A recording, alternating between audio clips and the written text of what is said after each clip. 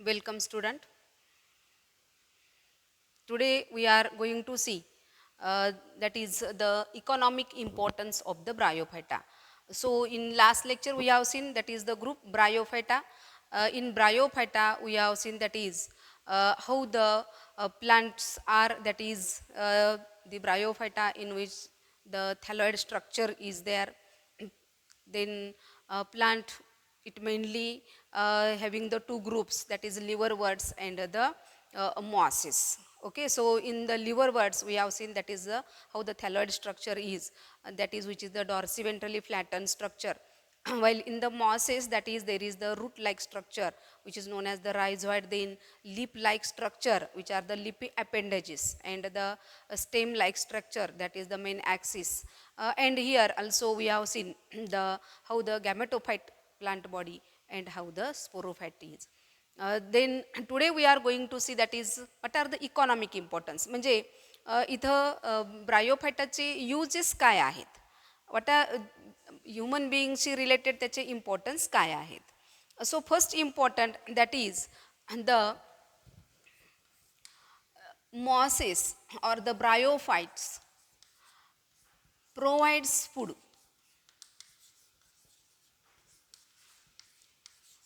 for herbivorous animals, provides food for herbivorous animals.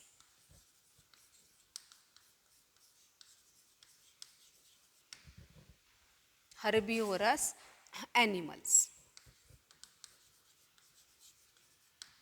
म्हणजे mosses हे generally हर्बिओरस animals म्हणजे काय की जे ॲनिमल्स प्लांट्सवरती डिपेंडंट आहेत त्यांना आपण हर्बिओरस ॲनिमल्स म्हणतो. फॉर एक्झाम्पल शेळी जर हे जे आहेत हे प्लांटवरती अवलंबून आहेत. मग असे हर्बिओरस ॲनिमल्स जे आहेत यांना फूड प्रोव्हाइड करण्याचं काम हे कोण करतं, ब्रायोफायटा. आणि त्यामध्ये जनरली मॉस हा जो ग्रुप आहे it is mainly use that is for the food, that is for the herbivorous animals, that is it is used as a food. Then second economic importance, that is it is mainly used as a fuel.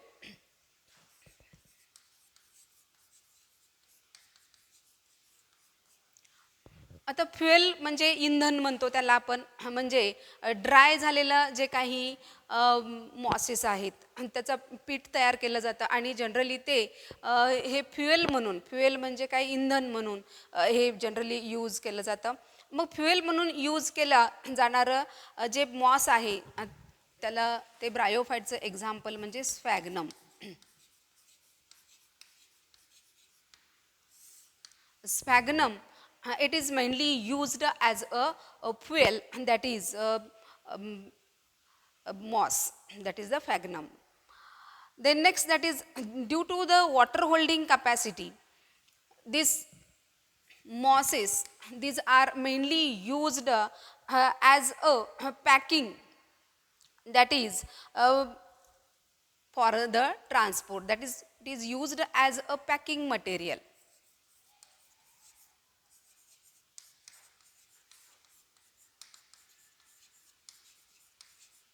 Packing used for the packing म्हणजे generally इथं काय म्हणू आपण तर packing material for the living or the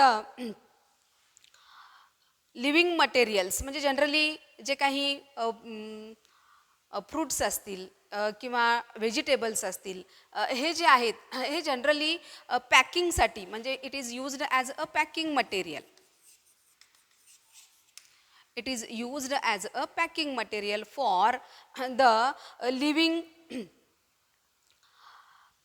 materials. Okay, so for the transporting, generally ट्रान्सपोर्टिंगमध्ये generally हे packing material म्हणून use केलं जातं.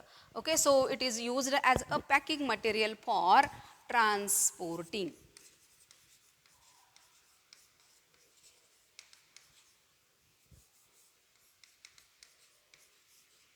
फॉर ट्रान्सपोर्टिंग म्हणजे जनरली जे काही लिव्हिंग मटेरियल आहेत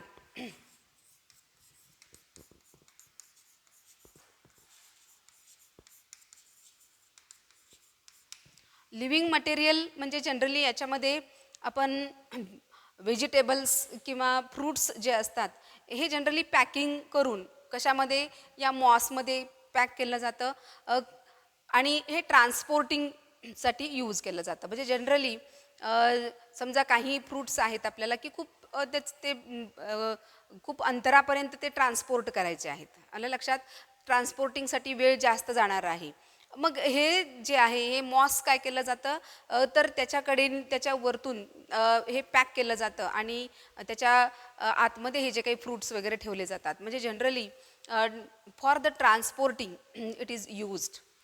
ओके. मग आता जनरली इथं काय केलं जातं तर हे कशासाठी का यूज केलं जातं पॅकिंग मटेरियल म्हणून तर जनरली याच्यामध्ये वॉटर होल्डिंग कपॅसिटी म्हणजे पाणी धरून ठेवण्याची कपॅसिटी म्हणतो त्याला आपण. वॉटर होल्डिंग कपॅसिटी ही या मॉसमध्ये काय आहे जास्त आहे. And due to its water holding capacity it is used as a packing material for transporting of living materials. For transporting of living material. Then next that is they decompose rocks to form the soil.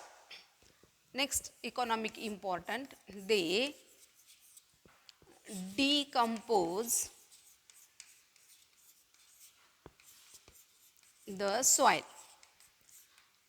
They decompose the soil म्हणजे generally बरेचसेच ब्रायोफाईट member हे generally रॉकवरती वाढतात आणि रॉकवरती वाढल्यानंतर काय होतं तर ते जे रॉक आहे त्या रॉकपासून जनरली सॉईल तयार होते आणि हे डिकम्पोजिशन करतं सॉईलमध्ये आणि जनरली इथं काय होतं तर they decompose rocks to form the soil. Okay. They decompose Roxx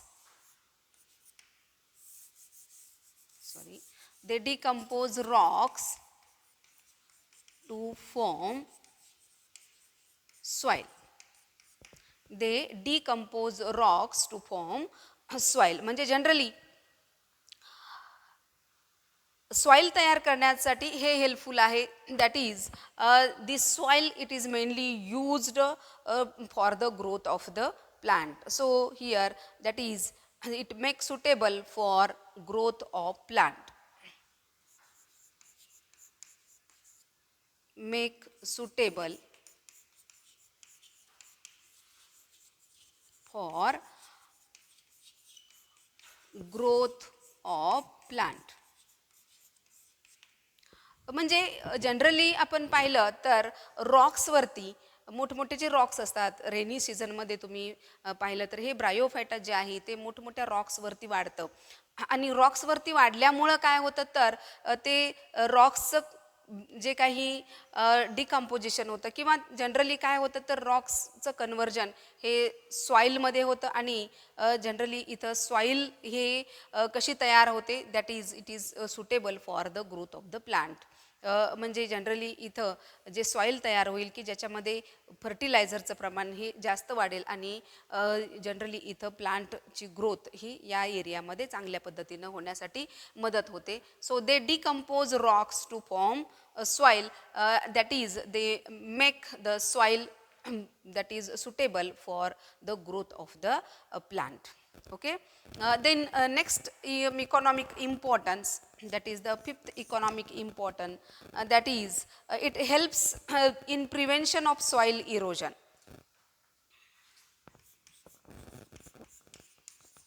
Helps in prevention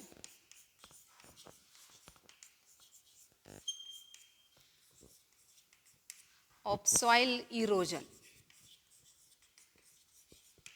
It helps in prevention of soil erosion. म्हणजे जनरली इथं सॉईल इरोजन प्रिव्हेंट करतं म्हणजे सॉईल इरोजन म्हणजे आपण जनरली काय म्हणतो इथं तर सॉईल बाइंड करून ठेवतं हे म्हणजे सॉईल इरोजन होऊ देत नाही. म्हणजे काही ठिकाणी काय होतं तर पावसामुळं वगैरे किंवा जोराचा जर वादळ आलं तरी काय होतं तर सॉईल इरोजन होतं तर इथं सॉईल इरोजन होऊ न देता हे काय करतं तर सॉईल जी आहे ती सॉईल बाइंड करून ठेवतं.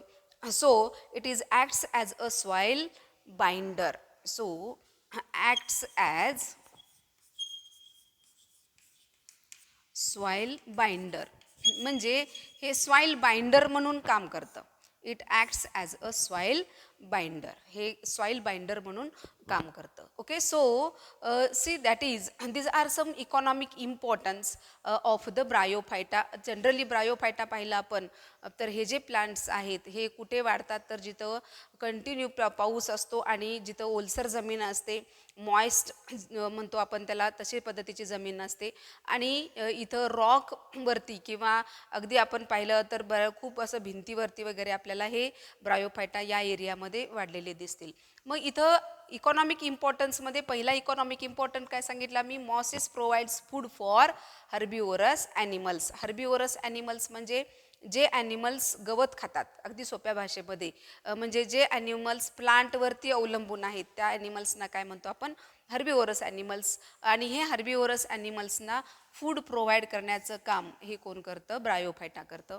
Then it is used as a fuel, इंधन म्हणून सुद्धा हे वापरलं जातं. Examples sphagnum, these are mainly used as a fuel. Then it is used as a packing material for transporting of living material. म्हणजे living material म्हणजेच काय तर जनरली भाज्या, पालेभाज्या असतील, फळभाज्या असतील किंवा बाकीचे जे काही लिव्हिंग मटेरियल असतं की जे लवकरात लवकर खराब होऊ नये, आलं लक्षात. तर हे जास्त काळ टिकून राहावं यासाठी जनरली पॅकिंग मटेरियल म्हणून याचा यूज केला जातो. That is for the transporting. त्यानंतर they decompose rocks for to form the soil, make suitable for growth of the plant. म्हणजे जनरली रॉकचं डिकम्पोजिशन करतं आणि सॉईल तयार करतं. आणि जनरली हे सॉईल कशासाठी यूजफुल आहे, it make the soil suitable for the plant growth. आणि त्यानंतर नेक्स्ट बघितलं आपण, that is it helps in prevention of soil erosion. म्हणजे जमिनीची धूप म्हणतो सॉईल इरोजन म्हणजे, तर जमिनीची धूप होऊ देत नाही. It prevent the soil erosion and that is it acts as a soil binder. Soil binder म्हणून यूज करतं कारण यातले रायझॉइड्स जे असतात हे रायझॉइड्स हे सॉईलमध्ये आतपर्यंत ग्रोथ होते त्याची, आणि त्यामुळं काय होतं तर इथं सॉईल इरोजन होत नाही. आणि हे जे प्लांट असतं हे प्लांट अगदी जमिनीला चिटकून वाढलेलं असतं, प्रोस्टेट असं हे वाढतं, त्यामुळं इथं जनरली सॉईल इरोजन हे होत नाही. Okay, so these are the economic importance of the Bryophyta. म्हणजे आपण ब्रायोफायटा या ग्रुपमध्ये जे काही आपण स्टडी केलेलं आहे तर त्याच्यामध्ये general characteristics of the Bryophyta हे महत्त्वाचं आहे की याच्यामध्ये तुम्हाला 2 मार्क्ससाठी प्रश्न हा जनरल कॅरेक्टर्सवरती विचारला जाऊ शकतो. त्यानंतर त्याचे 2 ग्रुप्स आपण पाहिलेले आहेत, एक लिव्हर वर्ट पाहिलेला आहे आणि दुसरं मॉसेस किंवा मुसाय असं म्हटलं जातं त्याला. तर त्या ग्रुपवरती तुम्हाला प्रश्न इथे विचारले जाऊ शकतात, 2 मार्कचे प्रश्न विचारले जाऊ शकतात. आणि त्यानंतर आपण हे जे ग्रुप्स बघितले याच्यामधले एक्झाम्पल्स जे आहेत हे एक्झाम्पल्सही चांगले लक्षात ठेवा की जेणेकरून त्याच्यामध्ये तुम्हाला MCQs किंवा आन्सर इन 1 सेंटेन्स या पद्धतीचे प्रश्न त्याच्यावरती विचारले जाऊ शकतात. आणि आत्ता आपण पाहिलं ते म्हणजे इकॉनॉमिक इम्पॉर्टन्स. मग give the economic importance of the Bryophyta अशा पद्धतीचा प्रश्न तुम्हाला विचारला जातो आणि इथं तुम्हाला किमान हे 3-4 पॉईंट्स हे उत्तर देता आलं पाहिजे. Okay, so here we complete the group Bryophyta and then next we can see that is the group Pteridophyta. Next see that is about the Pteridophyta. So in the Pteridophyta group, that is here the pteron means the feather and phyton means the plant. That is here the plants which shows the feather like ल्यूज, म्हणजे याचे जे ल्यूज असतात, जे feather म्हणजे कसं पंखासारखे याचे ल्यूज असतात.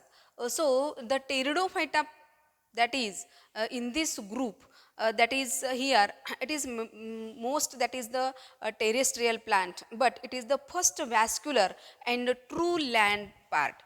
It is the first vascular and true land plant. म्हणजे याला फर्स्ट वॅस्क्युलर प्लांट म्हटलं जातं. फर्स्ट वॅस्क्युलर प्लांट की याच्यामध्ये कंडक्टिंग टिश्यू म्हणजे फूड कंडक्टिंग टिश्यू त्याचबरोबर वॉटर कंडक्टिंग टिश्यू हे तयार झाले, बरोबर आहे. म्हणून याला फर्स्ट वॅस्क्युलर प्लांट असं म्हटलं जातं. अँड ट्रू लँड प्लांट म्हणजे काय, that is this plant mainly consist of the true root stem and leaves. That is this plant it having the true root stem and leaves. म्हणजे इथं हे जे plant तयार झालं की याच्यामध्ये म्हणजे आता आपण अल्गी पाहिला ग्रुप, बरोबर आहे. अल्गीमध्ये काय पाहिलं तर फक्त थॅलॉइड स्ट्रक्चर, फिलामेंटस असं स्ट्रक्चर, धाग्या धाग्यासारखं filamentous structure, thread like structure आपल्याला पाहायला मिळलं. पण अल्गीमध्ये रूट स्टेम लीव्ज तयार झालेले नाहीत. म्हणजे तो अगदी प्रिमिटिव्ह ॲक्वॅटिक ग्रुप झाला. त्यानंतरचा ब्रायोफायटा ग्रुप जो आहे, ब्रायोफायटामध्ये काय तयार झालं तर लिप लाईक स्ट्रक्चर तयार झालं, रूट लाईक स्ट्रक्चर, त्याला आपण रायझॉइड म्हणतो, किंवा स्टेम लाईक स्ट्रक्चर तयार झालं. परंतु ते ॲक्च्युली त्याच्यामध्ये ट्रू रूट किंवा स्टेम किंवा लीव्ज या पद्धतीचं प्लांट पार्ट दिसले नाहीत. परंतु इथं टेरिडोफायटा हा ग्रुप जो आहे की याच्यामध्ये आपल्याला काय दिसेल, that is there are the true root, then stem and the leaves. That is the plant body, it mainly divided into the root, stem and the leaves, and it is the first vascular plant. So in this plant, that is the leaves, these are mainly the two types of the leaves, that is it is the microphylla and the macrophylla. Microphylla and another concept, that is the macrophylla. So the leaves, these are the two types of the leaves. म्हणजे दोन प्रकारचे leaves आपल्याला इथे पाहायला मिळतील. Leaves these are also known as the pinnae. म्हणजे इथं हे जे लीव्ज आहेत, पिनेटली कंपाऊंड लीव्ज, आपल्याला फिदर लाईक स्ट्रक्चर इथं सांगितलेलं आहे. टेरॉन म्हणजे फिदर आणि पंखासारखे आपल्याला इथं लीव्ज पाहायला मिळतील. सो मायक्रोफिल्स आणि मॅक्रोफिल्स म्हणजे तर microphylls that is these are having the small leaves. Microphylls म्हणजे लीव्ज कसे असतील इथे, small leaves. While the macrophylls means the leaves are the large. इथे लीव्ज कसे असतील, large leaves. Generally microphylls these are mainly occurs in the selaginella. Selaginella अगदी छोटंसं टेरिडोफायटिक plant आहे की ज्याच्यामध्ये आपल्याला असे छोटे छोटे leaves, that is the small leaves पाहायला मिळतील. मायक्रोफिल्स आणि मॅक्रोफिल्स म्हणजे लार्ज लीव्ज. जनरली आपल्याला नेप्रोलिपिस फर्न, त्याला मराठीमध्ये आपण नेचे असं म्हणतो, फर्न प्लांटमध्ये पाहिलं तर आपल्याला इथं मॅक्रोफिल्स हे पाहायला मिळतील. Okay, so these are some basic characteristics of the pteridophyte. अजून आपण पुढच्या लेक्चरमध्ये डिटेल कॅरेक्टरिस्टिक्स पाहणार आहोत. आता फक्त इथं थोडंसं मी इंट्रोडक्शन हे टेरिडोफाईटचं दिलेलं आहे. Okay student, so today we stop here.